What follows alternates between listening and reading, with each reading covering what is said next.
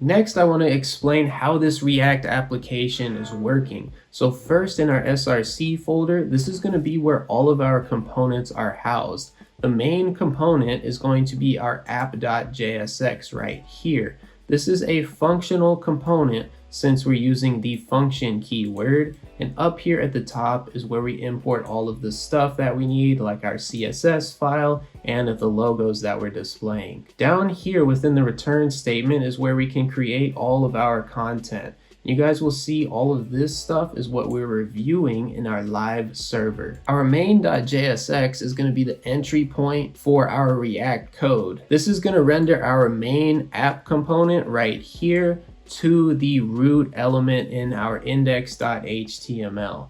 So in our index.html, you can see that root element right here is just a basic div with the ID equal to root.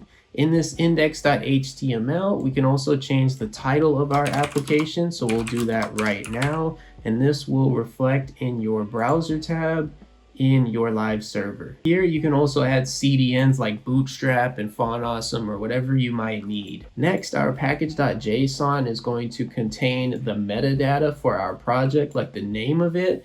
It's going to have scripts that we can run. Notice that we just ran this dev script to open our live server. And this is also going to list out all of our dependencies below. Tap here to see what happens next.